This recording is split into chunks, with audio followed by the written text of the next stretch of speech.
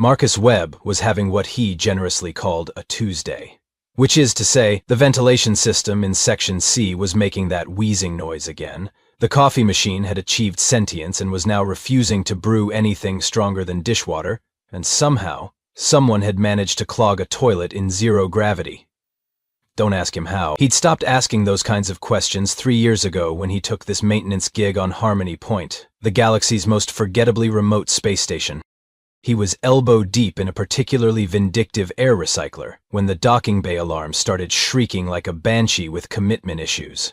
Marcus sighed, wiped his greasy hands on his coveralls, and trudged toward the bay. Probably another supply shipment full of expired ration packs and broken equipment. The glamorous life of deep space maintenance, folks. What he found instead was 8 feet of walking nightmare fuel.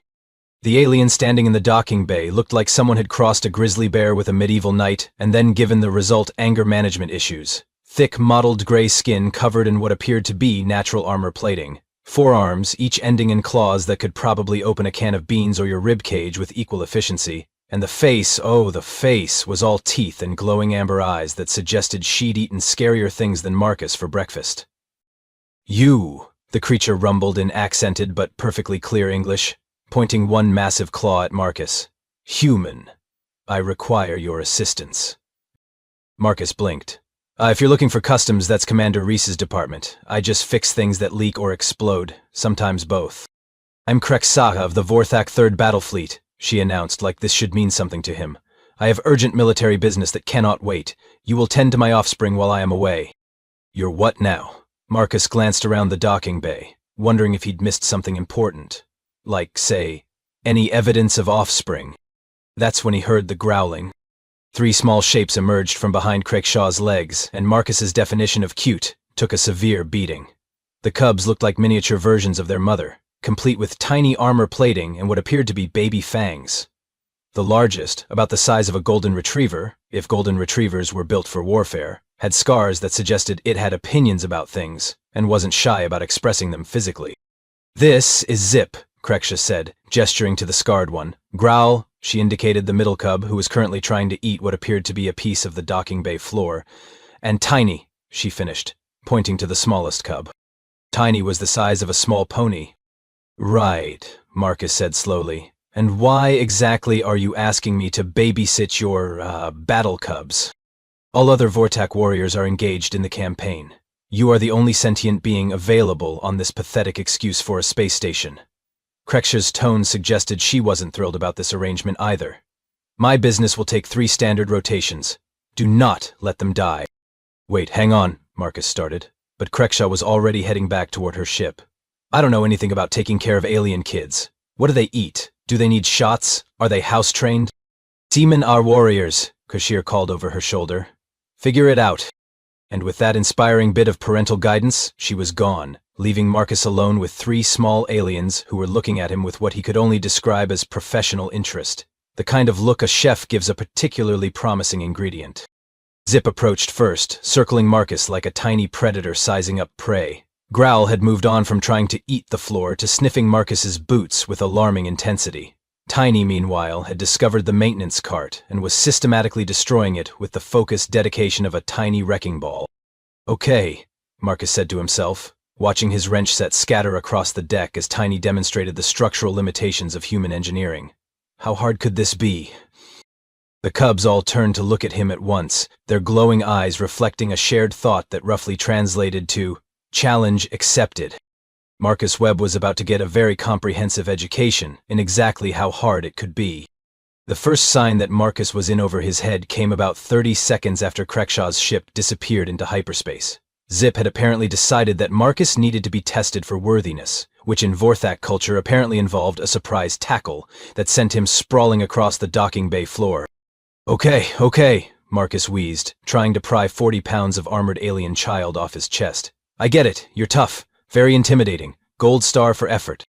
Zip chittered something in her native language that probably translated to either weakling or lunch, neither of which was particularly encouraging.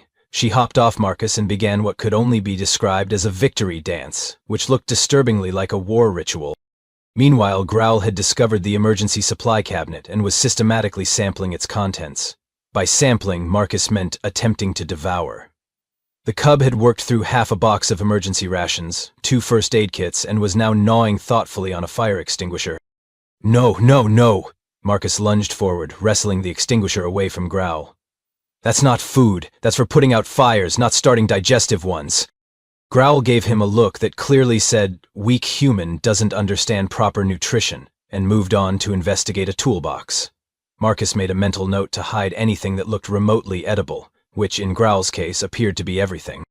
Tiny, not to be outdone by her siblings, had located the gravity generator controls and was pushing buttons with the methodical enthusiasm of a toddler who discovered that grown-ups made funny noises when things broke. Marcus felt his stomach do a little flip as the artificial gravity fluctuated between Earth normal and hang on for dear life.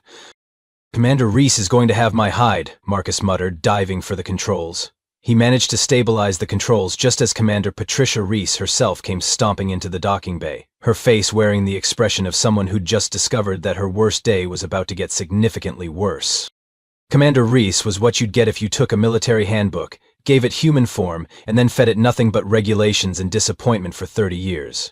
She took one look at the scene, Marcus sprawled on the floor, Zip performing what appeared to be an ancient war chant, Growl attempting to eat a wrench, and Tiny systematically exploring which buttons made the most interesting sounds, and her left eye began to twitch. Webb, she said in the tone of voice usually reserved for announcing executions, would you care to explain why there are 3 unregistered alien life forms destroying my station? Well, Commander, it's funny you should ask, Marcus began, then realized there was absolutely nothing funny about his current situation. See, their mother had some urgent military business. The mother left them with you? Reese's voice climbed several octaves. You, the man who once managed to flood a room in 0 gravity? That was an entirely different situation, involving experimental plumbing and questionable life choices, Marcus protested.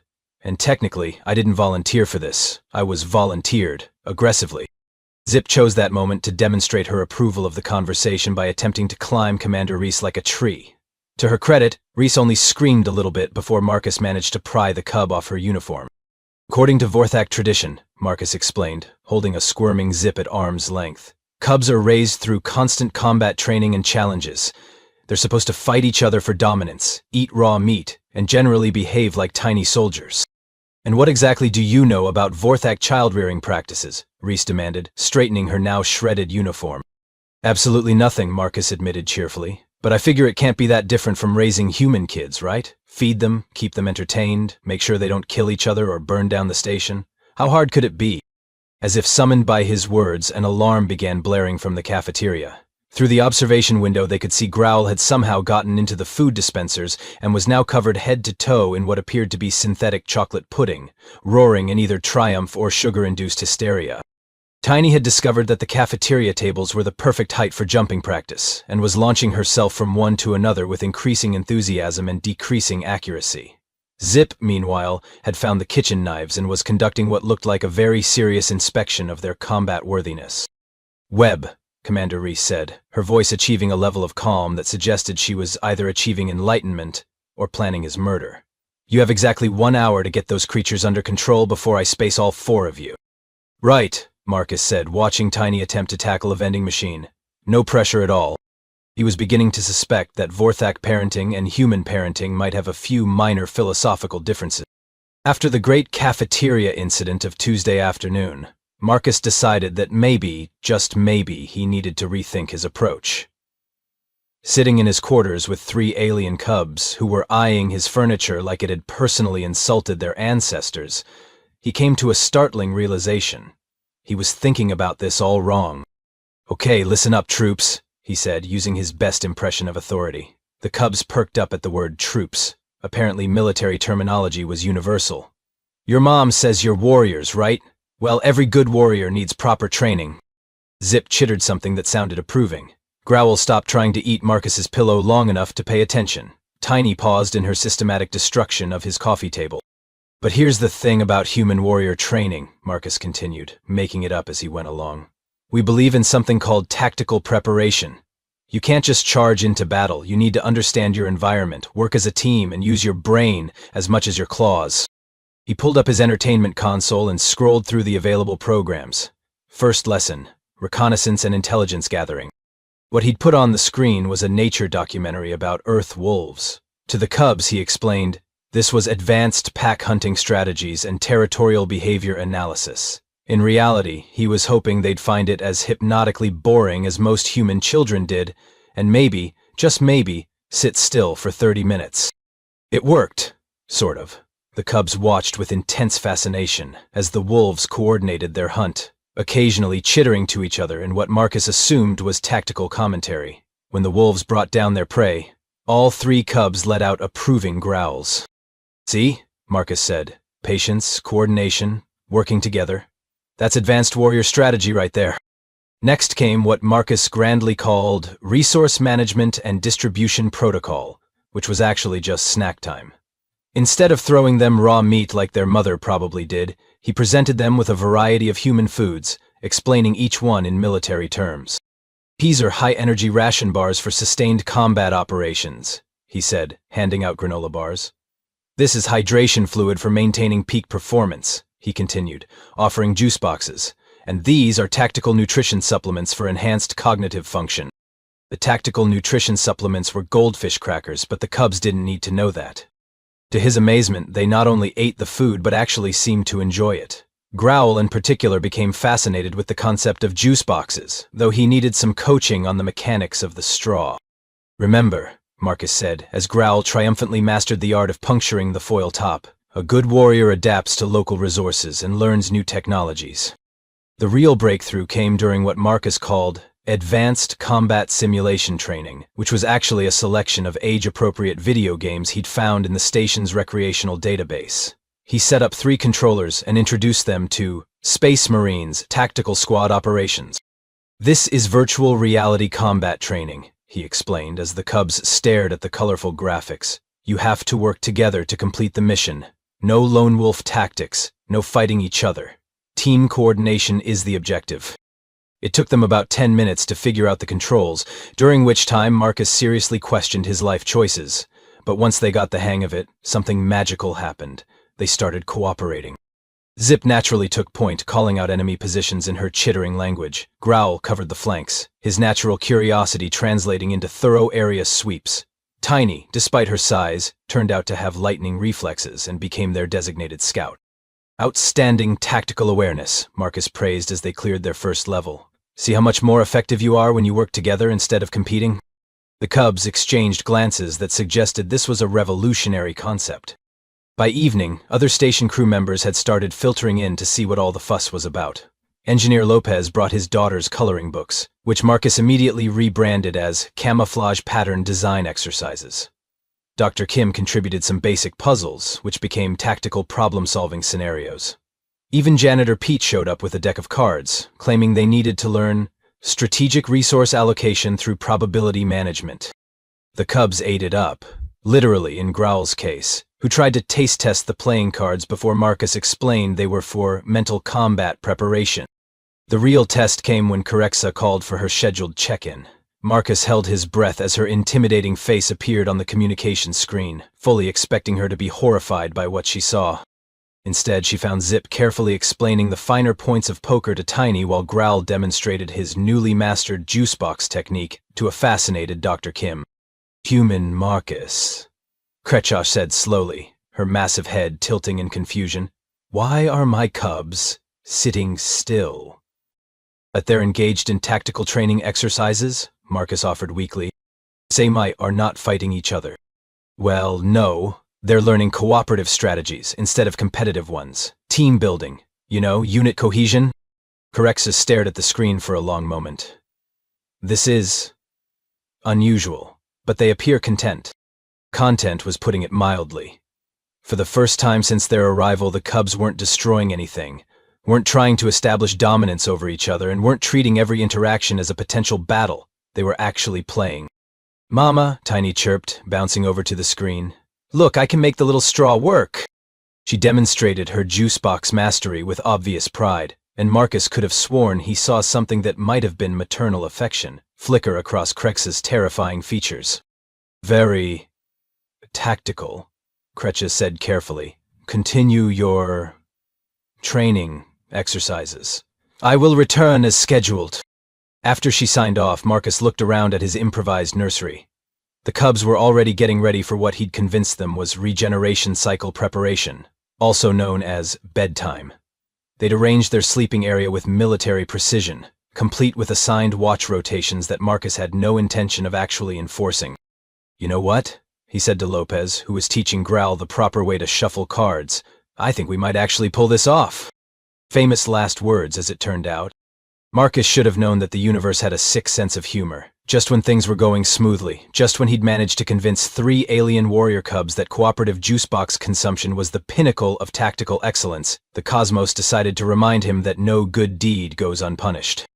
It started with what Commander Reese's emergency protocols cheerfully classified as a minor external disturbance, which in military speak was roughly equivalent to calling a hurricane a bit breezy. Marcus was in the middle of supervising what he dubbed evening reconnaissance training. The cubs were playing hide-and-seek with Engineer Lopez's daughter's stuffed animals when every alarm on Harmony Point started screaming at once. The lights shifted to emergency red, and the station's automated voice began its helpful announcements. "Attention all personnel, unidentified vessels approaching. All personnel report to emergency stations. This is not a drill. Repeat, this is not a drill." "Oh, come on," Marcus muttered, watching the cubs immediately drop their toys and shift into combat mode. Their playful chittering turned into low, warning growls, and their postures went from relaxed to predatory in about half a second. "Really? Now?" Commander Reese's voice crackled over the intercom, and Marcus could hear the barely controlled panic underneath her professional tone. "All non-essential personnel to emergency shelters immediately. We have multiple bogies inbound, configuration unknown, intentions hostile." Marcus looked at the cubs, who were now clustered together in what was clearly a defensive formation, their glowing eyes scanning for threats. Zip had positioned herself in front of her siblings, while Growl and Tiny flanked her sides. Even in their fear, they were protecting each other. "Okay, troops," Marcus said, falling back on the military language that seemed to calm them. "New mission parameters. We're going to execute a tactical withdrawal to the emergency shelter. Stay close, stay quiet, and follow my lead." The cubs nodded, their earlier playfulness replaced by the focused intensity of trained warriors. It was both impressive and heartbreaking to see how quickly they could switch from children to soldiers.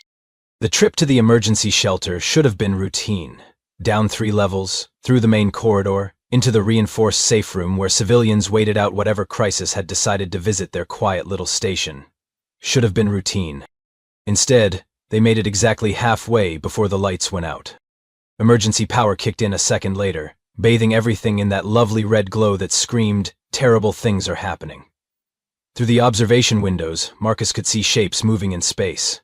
Dark, angular vessels that looked like they'd been designed by someone with a grudge against aesthetics and a passion for intimidation.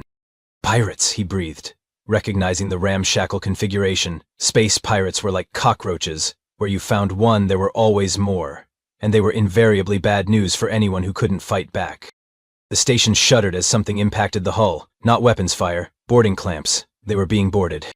Marcus's blood ran cold as he heard Commander Reese's voice over the comm, tight with barely controlled panic.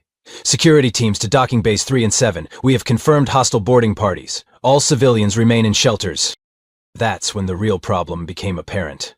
Through the corridors, Marcus could hear the distinctive whine of the station's defense systems powering up, followed immediately by the even more distinctive sound of them powering back down again. Then Commander Reese's voice, no longer bothering to hide her panic. "Engineering, we need defensive systems online now. Primary security grid is not responding." Lopez's voice came back, crackling with static and what sounded like sparks. "Commander, we've got cascade failures across all primary systems. Someone's jamming our electronics. I can't get anything to respond properly." Marcus felt his stomach drop. Harmony Point wasn't a military installation, it was a research and maintenance station. Their security systems consisted mainly of very stern warnings and the hope that anyone hostile would be polite enough to schedule their attacks in advance. The cubs had gone completely still, their enhanced hearing picking up sounds Marcus couldn't detect. Zip's head snapped toward the ceiling, tracking something moving through the ventilation system. Growl's nostrils flared as he sampled the air, clearly detecting unfamiliar scents. Tiny crouched lower, her small frame coiled like a spring. "Bad humans coming," Zip whispered in heavily accented English, her first words in Marcus's language since they'd met. "Smell wrong. Smell like hurt things." Marcus's heart hammered against his ribs. These weren't just children he was responsible for, they were alien children, cubs of a warrior race, entrusted to his care by their mother who'd explicitly told him not to let them die. And now actual space pirates were boarding the station, while the defenses failed, and the security team was probably already in over their heads. The sound of weapons fire echoed through the corridors, distant but getting closer. Marcus made a decision that probably qualified as either heroic or spectacularly stupid. Change of plans, he told the cubs, his voice steadier than he felt. New mission objective, protect the pack. The cubs looked at him with something that might have been respect or hunger. With alien facial expressions, it was hard to tell. Listen carefully, Marcus continued, his mind racing through everything he knew about the station's layout, its weaknesses, and the various ways creative maintenance could be weaponized. Your mother left you in my care, which makes me your temporary pack leader. That means it's my job to keep you safe, and your job to trust me. Can you do that? 3 small heads nodded with absolute seriousness. Good, because we're about to show these pirates why you don't mess with a human's cubs. The cubs exchanged glances that suggested they found this idea both fascinating and potentially entertaining. Marcus hoped he could live up to their expectations. Through the corridor windows, he could see the first of the boarding party making their way through the station, a mix of species, all armed, all moving with the casual confidence of predators who'd done this many times before. They were splitting up, some heading for the bridge, others toward the civilian shelters. Marcus counted at least 12 hostiles, possibly more, against a maintenance worker and 3 alien children. Tactical assessment, he murmured to himself, then louder to the cubs. We're outnumbered, outgunned, and in an environment we know better than they do. Recommendations? Zip tilted her head, considering. Home advantage, she said carefully, clearly proud of the human phrase she'd learned. Know where things are, bad humans don't. Exactly right. Growled. What's your assessment? Growl sniffed the air again, then pointed toward the ventilation grate above them. Secret paths. Small spaces. We fit, they don't. Outstanding tactical thinking. Tiny? The smallest cub looked up at Marcus with eyes that were far too old for her age. Pack protects pack, she said simply. Marcus felt something twist in his chest. These weren't just alien cubs anymore. They were his cubs, and he'd be damned if he let anything happen to them. All right then, he said, checking his tool belt and mentally cataloging every maintenance trick he'd learned in 3 years of keeping this bucket of bolts running. Time to show these pirates what happens when you threaten a human's family. The cubs growled in unison, a sound that was part agreement, part battle cry, and entirely terrifying. Marcus Webb, maintenance worker and accidental surrogate father, was about to have a very educational day. What followed could only be described as the galaxy's most unconventional military operation, conducted by the universe's most unlikely strike team. Marcus had spent 3 years learning every pipe, wire, and ventilation shaft on Harmony Point, but he'd never imagined he'd be using that knowledge to conduct guerrilla warfare with 3 alien cubs as his squad. Remember the video game training, Marcus whispered as they crawled through the maintenance tunnels above the main corridor. Zip, your point and tactical coordination. Growl, your reconnaissance. That nose of yours is better than any scanner. Tiny, you're our mobility specialist and backup. The cubs nodded, their earlier playfulness completely replaced by focused intensity. Marcus was starting to understand why the Vortec Empire was considered a military powerhouse. Even as children, these 3 had tactical instincts that would make seasoned soldiers jealous. Their first target was the group of pirates heading for the civilian shelters. Through the grating, Marcus could see 6 heavily armed figures making their way down the corridor with the casual arrogance of predators who'd never encountered real resistance. Phase 1, Marcus murmured, pulling out his maintenance tablet and accessing the station's environmental controls. Environmental manipulation. He triggered the emergency fire suppression system in that section. Instantly, the corridor filled with thick, choking foam designed to smother electrical fires. The pirates stumbled around, cursing in 3 different languages as their visibility dropped to 0. Growled, can you track them by scent through this? The young cub inhaled deeply, then nodded and pointed in precise directions, indicating each pirate's location despite the foam obscuring everything. Marcus grinned. Advanced sensory reconnaissance indeed. Zip, remember the distraction and misdirection tactics from our strategy games? The eldest cub's eyes gleamed with understanding. She chittered something to her siblings, and suddenly all 3 cubs were moving through the ventilation system with predatory grace, making noise at different points to confuse and disorient the blinded pirates below. Marcus, meanwhile, had accessed the corridor's artificial gravity controls. A few quick adjustments, and suddenly the pirates found themselves dealing with rapidly fluctuating gravity that sent them floating into walls one moment and crashing to the floor the next. "What the hell is happening?" one of the pirates shouted just before Tiny dropped through a ceiling vent behind him and performed what could generously be called a tactical ankle bite. The pirate went down screaming, more from surprise than injury, but the psychological effect on his companions was immediate and severe. "There's something in the vents!" another pirate yelled, firing wildly at shadows while foam and shifting gravity made accuracy impossible. The cubs had vanished back into the ventilation system before anyone could get a clear shot, but the damage was done. The pirate squad was now officially panicked, disoriented, and completely ineffective. "Outstanding execution," Marcus whispered as they regrouped in a junction box.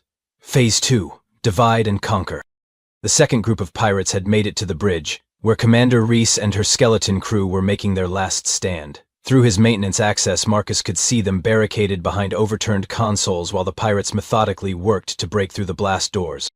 "Time for some creative engineering," Marcus muttered, accessing the power distribution grid. "Growl, I need you to get into the wall conduits behind the bridge. There's a junction box about 3 meters to your left from the main door. Can you handle that?" Growl nodded and squeezed into a gap that Marcus wouldn't have thought could fit a house cat, let alone an alien cub. Within minutes, he was signaling from inside the walls. "Perfect. When I give the signal, I want you to chew through the red wire bundle, just the red ones. Can you do that without getting electrocuted?" Growl gave him a look that clearly conveyed, "Please, I eat fire extinguishers for fun," and positioned himself by the wires. Marcus turned to Zip and Tiny. "You two are going to execute a classic pincer movement. Tiny, can you get into the air ducts above the bridge? Zip, there's a maintenance hatch behind the bridge console that leads to the storage area. I need you in position there." As the cubs moved into position, Marcus began the most complex bit of technical sabotage he'd ever attempted. Using his maintenance access, he began systematically overloading the power conduits feeding the pirates' equipment. Their weapons started sparking and misfiring. Their communication devices filled with static. Their portable scanners began displaying what appeared to be abstract art instead of tactical information.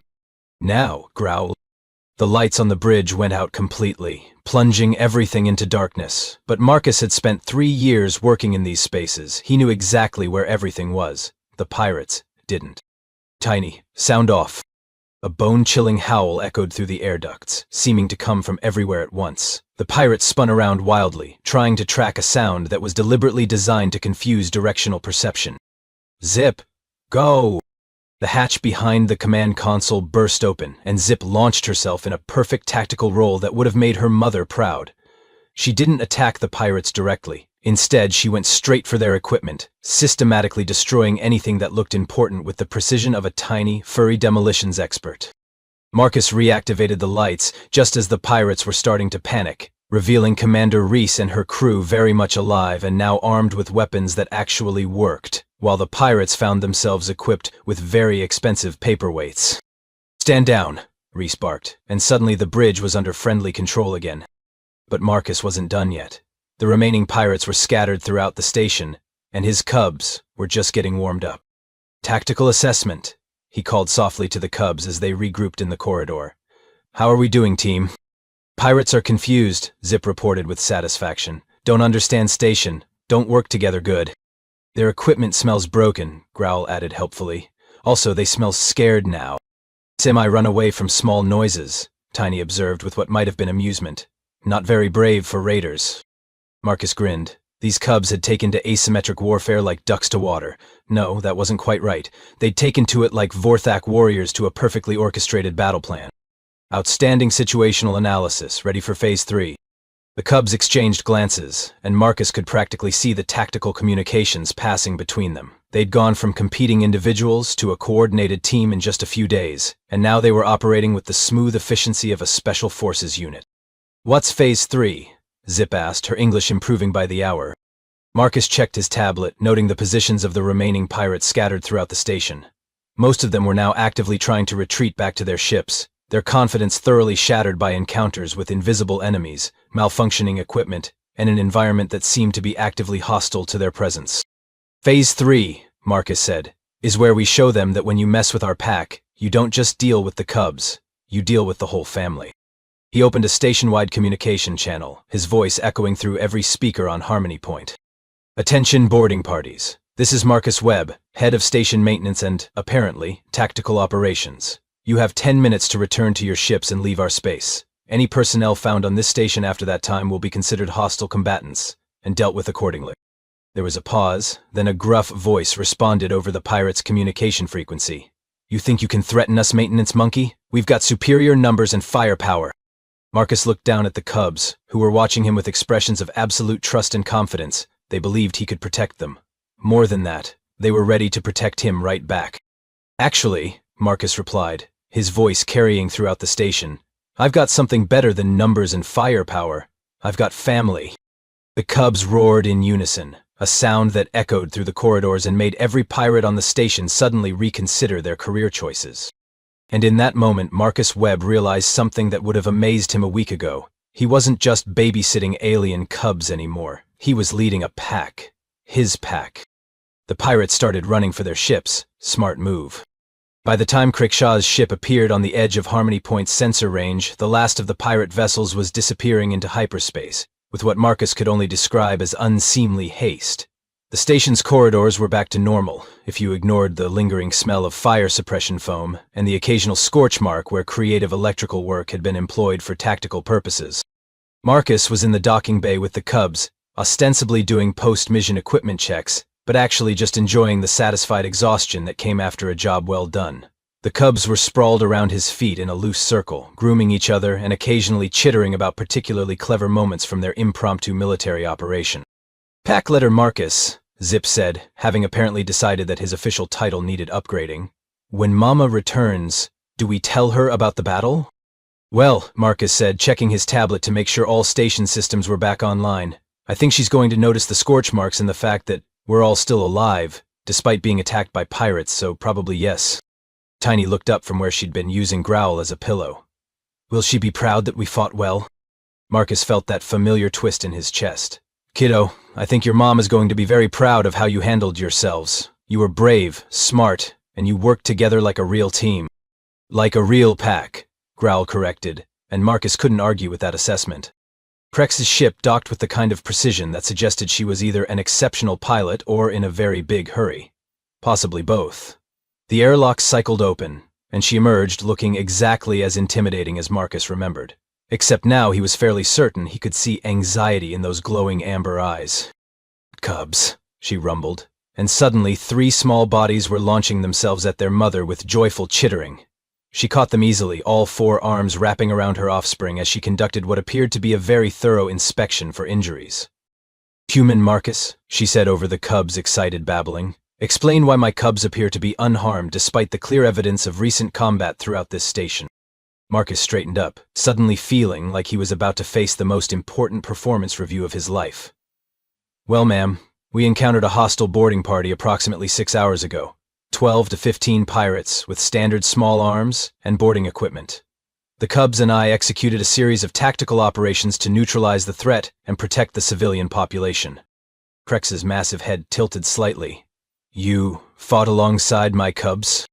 More like they fought alongside me, Marcus admitted. They're natural tacticians, ma'am. Outstanding situational awareness, excellent coordination, and they adapt to new strategies faster than anyone I've ever worked with.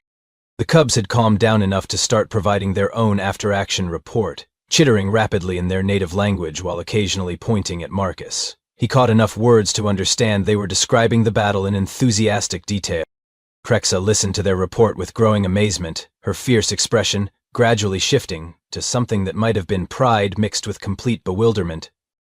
Debye say, she said slowly, that you taught them to fight as a pack, that you used cunning and environmental manipulation instead of direct confrontation, that you protected them while allowing them to contribute to the victory. That's accurate, yes, ma'am. They also say, Craigshaw continued, her tone becoming more puzzled, that you fed them tactical nutrition supplements and conducted reconnaissance training using something called nature documentaries. Marcus felt heat creeping up his neck. Well, I had to adapt your traditional training methods to the available resources and a local cultural context. Show me, Crexu commanded. So Marcus found himself giving an alien warrior a tour of his improvised childcare techniques. He demonstrated the juice box mastery that Grawl had perfected, explained the tactical principles behind cooperative gaming, and showed her the camouflage pattern design exercises that had kept the cubs occupied for hours. Krexa examined everything with the intensity of a general reviewing battle plans. She watched silently as Zip demonstrated her card-playing skills, as Growl showed off his ability to solve puzzles through systematic analysis, and as Tiny performed a flawless tactical role that transitioned seamlessly into what was obviously a request for belly rubs. "This is," Krexa began, then stopped, seeming to struggle with the concept. "This is not how Vorthak cubs are traditionally raised." "No, ma'am," Marcus agreed, "but it seemed to work pretty well when things got serious." "Indeed." Krexa was quiet for a long moment, watching her cubs interact with Marcus. They clustered around him naturally, seeking his approval and attention in a way that suggested deep affection rather than fearful respect. "Human Marcus, I must confess something to you." Marcus felt his stomach drop. "Ma'am?" There was no urgent military business that required my immediate attention. The docking bay went very quiet. Even the cubs stopped their chittering to listen. "This was a test," Krexa continued, her voice carrying a weight that suggested this was more important than Marcus had realized. "The Vorthak High Command has been concerned about our traditional child-rearing methods. Our warriors are strong, but they struggle with cooperation, creative problem-solving, and adaptability. We have been studying other species' approaches to juvenile development." Marcus blinked. "You've been studying human parenting?" "Human child-rearing produce adults who are innovative, cooperative, and capable of finding unconventional solutions to complex problems," Krexa explained, qualities that are becoming increasingly valuable in modern warfare and diplomacy. The High Command wanted to understand how these traits could be integrated with traditional Vorthak warrior training. "So you left your cubs with a random human maintenance worker to see what would happen?" "You were not random," Krexa said, and Marcus could swear there was amusement in her tone. "You were selected after extensive observation. Your personnel file indicated creativity, problem-solving ability, and a protective instinct toward those in your care. The fact that you had no formal training in child-rearing was considered an advantage." Marcus looked down at the cubs, who were watching this exchange with obvious fascination. "So this whole thing was an experiment?" "It was a test," Krexa corrected. "One that you and my cubs passed beyond all expectations. You taught them to maintain their warrior instincts while developing cooperation, empathy, and creative thinking. When faced with real danger, they were more effective than cubs trained through traditional methods would have been." She paused, looking directly at Marcus with those intimidating amber eyes. "The High Command has asked me to make you an offer." "An offer?" "The position of Cultural Integration Specialist for the Vorthak Empire. You would be responsible for developing new training protocols that combine human child-rearing techniques with Vorthak warrior traditions. The compensation would be substantial." Marcus felt his head spinning. A week ago, his biggest concern had been a malfunctioning coffee machine. Now he was being offered a job with one of the galaxy's most powerful military empires. That's incredibly flattering, ma'am, but "Pack leader Marcus cannot leave us," Zip interrupted, her English suddenly much more fluent than it had been moments before. "We are his cubs. He is our pack leader." "Cubs do not abandon pack leaders," Growl added firmly. "Pack stays together," Tiny declared with the absolute certainty of someone stating a fundamental law of the universe. Krexa looked at her cubs, then at Marcus, then back at her cubs. "I see. And what if pack leader Marcus were to bring his cubs with him to his new position?" The cubs erupted in excited chittering, bouncing around Marcus like tiny celebrations of chaos theory. Marcus, meanwhile, was trying to process the fact that he was apparently being adopted by an alien military empire. "You're offering me a job that comes with custody of 3 alien warrior cubs?" "I am offering you a position that recognizes what you have already become," Krexa said solemnly. "A pack leader who has proven capable of raising warriors who are both strong and wise." Marcus looked around the docking bay, at the scorch marks from their recent battle, at the cubs who were looking at him with absolute trust and affection, at Commander Reese, who had appeared in the doorway and was listening with barely concealed amazement. "Commander," he called out, "how do you feel about the idea of Harmony Point becoming the galaxy's first interspecies daycare center?" Reese stared at him for a long moment. "Webb, a week ago you flooded a room in zero gravity.